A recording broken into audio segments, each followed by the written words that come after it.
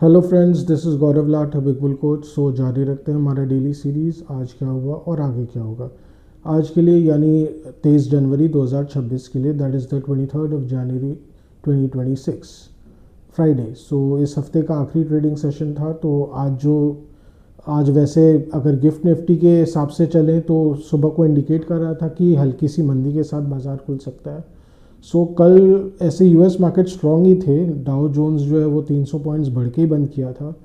पर सुबह को अगर आप देखें तो कहीं ना कहीं जो गिफ्ट निफ्टी में गेंस थे वो एकदम फुस हो गए थे। कल कल यानी कल शाम को जो गेंस थे, लगभग 50-60 पॉइंट्स के गेंस थे गिफ्ट निफ्टी में, वो स्वाहा हो गए थे। और कहीं ना कहीं इंडिकेट कर रहा था कि हल्के से मंदी के साथ ही खुलेगा। सो वैसा ही हुआ। It was a muted start basically. और उसके बाद बाज़ार जो है वो थोड़ा सा नीचे गया। हालांकि उसको रिवर्ट करने की कोशिश की गई। अगर आप चार्ट्स में देखें तो लग रहा था जैसे उसको रोकने का और किसी तरह थाम के रखने का बाज़ार को कोशिश किया जा रहा था, पर वो कुछ भी सफल नहीं हो पाया। तो इसका मतलब साफ है, कल जो 25,400 के एक रेजिस्टेंस जोन से जो निफ्टी घूमा है, तो कहीं ना कहीं उसमें फिर से एक सॉफ्टनेस देखा जा रहा था। कि इसका मतलब कि कहीं ना कहीं जो रेकरिंग बाइंग नहीं आ रहा था बाज़ार में, एक जो सबसे बड़ा भी, कोई भी अगर अप मूव को, अपसाइड को अगर सस्टेन करना है तो रेकरिंग बाइंग तो आना पड़ेगा। इसका मतलब एक बार जो डिप में बाइंग आ जाते हैं उसके बाद कोई फॉलो अप बाइंग नहीं आ रहा था। सो मार्केट जो है वो थोड़ा थोड़ा करके वो हल्का हल्का करके नीचे जाते ही गया। निफ्टी जो है वो थोड़ा थोड़ा करके नीचे गया दोपहर में। और ऐसा लग रहा था जैसे उसको बार बार रिवाइव करने की कोशिश की जा रही है, पर वो रिवाइव कर नहीं पा रहा था। तो कहीं ना कहीं जो 25,250 के ऊपर टिकाने की कोशिश की जा रही थी, पर फिर जो है वो खिसकते ही चला गया। आज सुबह को देखा जाए तो कई सारे स्टॉक्स में काफ़ी वैसे स्ट्रेस था ही। ऑटो सेक्टर में आज काफ़ी सेलिंग था। मारुति में आज सुबह से ही प्रेशर था। फिर से स्टॉक जो है वो 1.5% नीचे था। वो कहीं ना कहीं इंडेक्स पे प्रेशर डाल रहा था। लार्सन एंड टूब्रो का जो स्टॉक है वो भी प्रेशर में था। अगेन वहाँ से भी कहीं ना कहीं मार्केट में स्ट्रेस था। अदानी ग्रुप के स्टॉक्स जो कल अच्छा कर रहे थे वो आज मंदी में थे, तो वो थोड़ा सा पजलिंग था। पर धीरे धीरे वो जो पजल था वो दोपहर आते आते सॉल्व भी हो गया। सो 12 बजे के आसपास, 12 या 12:30 के आसपास एक न्यूज़ फ्लैश आया। सो न्यूज़ फ्लैश यही कह रहा था कि अदानी ग्रुप के जो ग्रुप एग्जीक्यूटिव हैं, उनके खिलाफ US securities and exchange commission ने समन्स जारी करने का मन बनाया है। So they have applied to the US courts to give summons to Mr. Adani. That is Mr. I'll be to be more specific,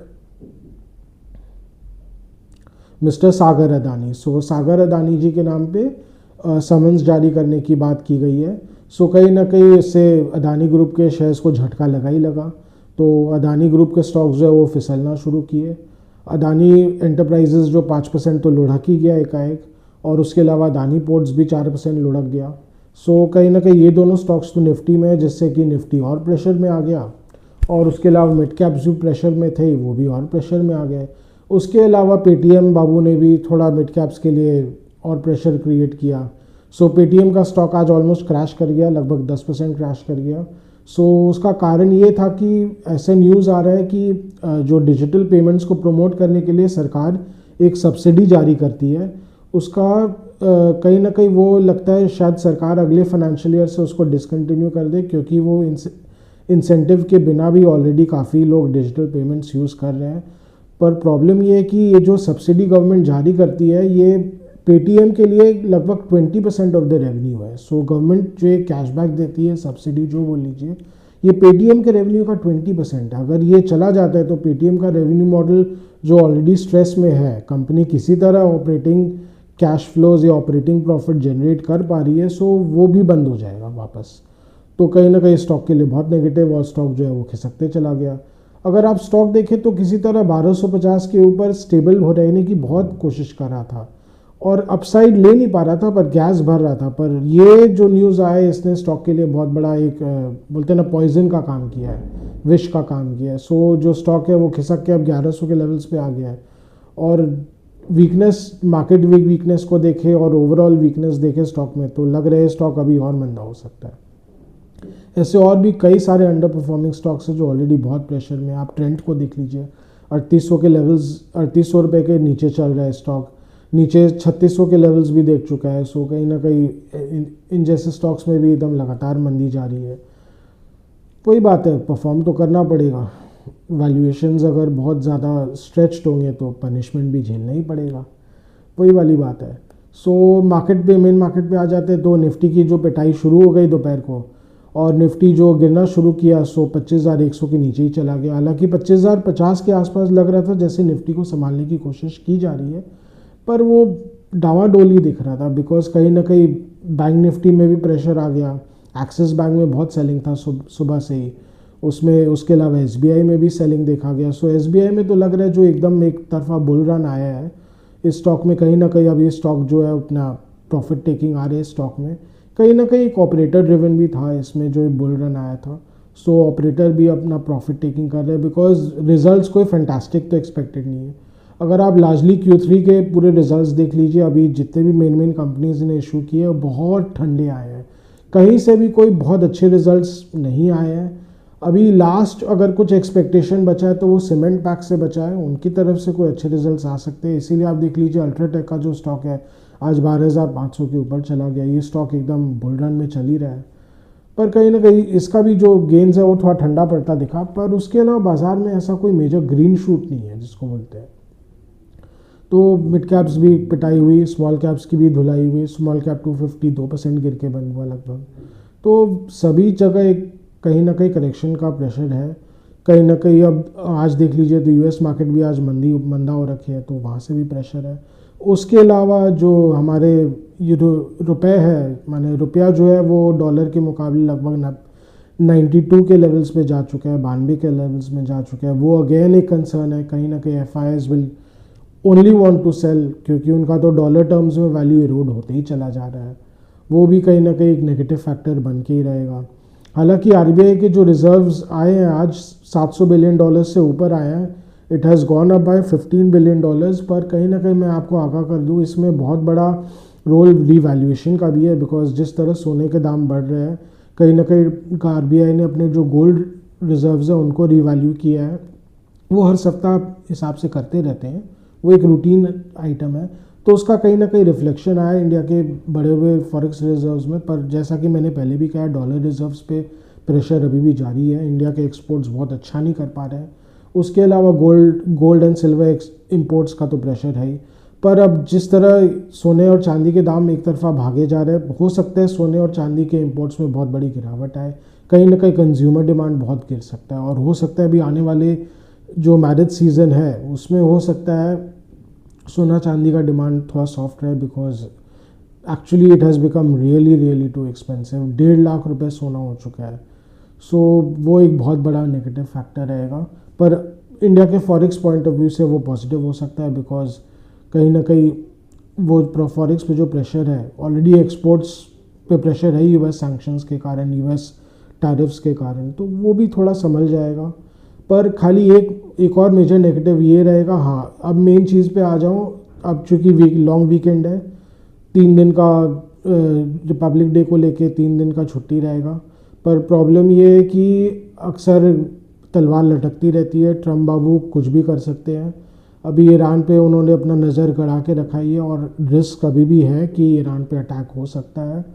there is a good deal of chance कि over the weekend Iran पे attack हो सकता है, because as per reports America के युद्ध पोत जो है वो एक एक करके पर्शियन गल्फ की ओर बढ़ ही रहे हैं, अरेबियन सी की ओर बढ़ रहे हैं।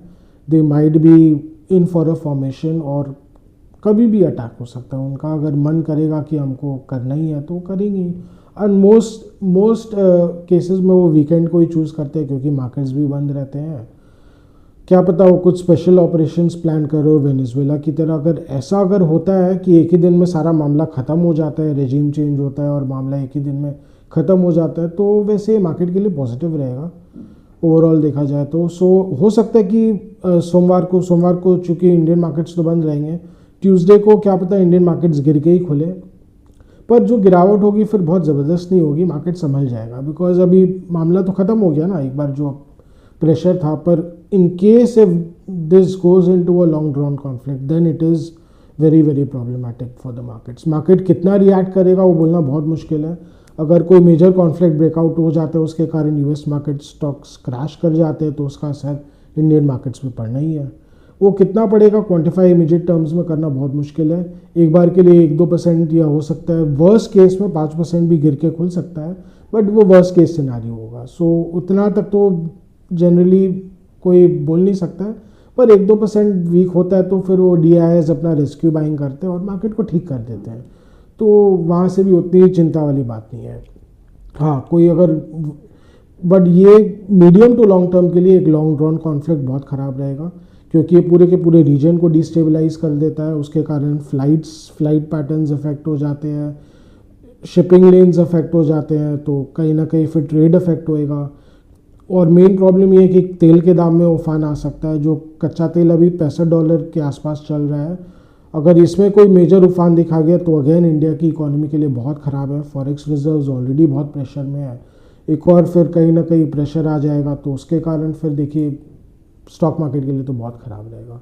वो कितना क्या इम्पैक्ट रहेगा एक क्वांटिफाई करना बहुत मुश्किल है, पर ख़राब रहेगा। But let's hope for the best. Trump बाबू का गुस्सा वो शांत होते चला जाए, जैसा कि ग्रीनलैंड को लेके अभी हुआ है। क्या पता ईरान को लेके भी कुछ हो जाए, क्या पता ईरान को लेके कुछ इंटरनेशनल कॉम्प्रोमाइज़ ही हो जाए, US, रशिया, चाइना सब मिलके एक कॉम्प्रोमाइज़ निकाल लें, तो फिर तो देखिए सोने पे सुहागा होगा। ऐसे अच्छे चांसेस हैं इसके। हालांकि ट्रम्प बाबू अपने बोर्ड ऑफ पीस में अभी बिजी है, उसमें कोई मेजर नेशन ने अभी तक तो ज्वाइन किया नहीं है। सारे जो भी उनके पिछलग्गू है वही ज्वाइन किए हैं। बाकी और जो थोड़े मेजर नेशंस हैं या जो ऐसे देश है जो अपनी इज्जत को बहुत सराखों पे रखते हैं, उन्होंने तो ज्वाइन नहीं किया है। तो लेट्स सी क्या क्या होता है, बट कहीं ना कहीं खतरा अभी बना रहेगा। अगर वीकेंड में कुछ नहीं होता है तो फिर देखिए बहुत ही अच्छा रहेगा। बाकी हो सकता है इंडियन मार्केट्स US मार्केट से थोड़ा क्यूज़ ले, क्योंकि ट्यूसडे को खुलेगा ना, तो एक 2 दिन का सेशन का एक प्रेशर रहेगा, क्योंकि उसको भी थोड़ा सा अकाउंट करना रहेगा। प्लस मंगलवार को एक्सपायरी भी है, उसका भी थोड़ा बहुत प्रेशर रहेगा। सो कहीं ना कहीं एक इमीडिएट टर्म्स में इंडियन मार्केट प्रेशर में रहेंगे। तो DIIs will have a hard job to keep absorbing the dump. तो let's see, let them absorb all the dump. तो आते रहेगा, वो लेते रहेंगे। उनको तो फेंका हुआ माल अच्छा लगता ही है, तो ठीक है, उनके लिए भी कुछ अच्छा पार्टी हो जाएगा, सस्ता खरीदने का मौका हो जाएगा। सो वही वाली बात है। सो अभी ओवरऑल जैसे मैंने बताया कि बाज़ार जो है वो ख़राब रहेगा। अभी 25,000 का लेवल्स अगर टूटता है तो 24,800 तक मेजर निफ्टी में इमीडिएट सपोर्ट है। हालांकि 24,800 अगर टूट जाता है, क्योंकि एक्सपायरी प्रेशर भी रहेगा, तब फिर बाज़ार जो है वो ख़राब हो सकता है, काफ़ी ख़राब हो सकता है। लेकिन नॉनदलेस 24,500 में मेजर सपोर्ट रहेगा, उसको तोड़ना इतना आसान नहीं रहेगा। That will be a major psychological support. 24,500 के आसपास मेजर सपोर्ट रहेगा। वो एकदम इमीडिएट टर्म्स में तभी टूट सकते हैं जब बहुत बहुत ख़राब सिचुएशन हो, नहीं तो otherwise that zone will remain a very strong zone. So यही है आज का लिखा जोखा। आज का डेली व्लॉग यहीं तक रखते हैं। आशा कर रहे हैं कि आपको हमारी डेली व्लॉग्स अच्छी लग रही हो। Do like, share and subscribe to our channel, do hit the bell icon for regular update on our videos. उसके अलावा अगर आपको कुछ स्टॉक स्पेसिफिक जानना हो या मार्केट के बारे में कुछ जानना हो तो please write in a comment section. We will get back to you, help you and guide you in any way possible, as much as possible. अगर आपको कुछ सजेशंस देना हो या फीडबैक देना हो तो again write in a comment section. Your suggestions and feedbacks are valuable for us. So आज के लिए थैंक यू।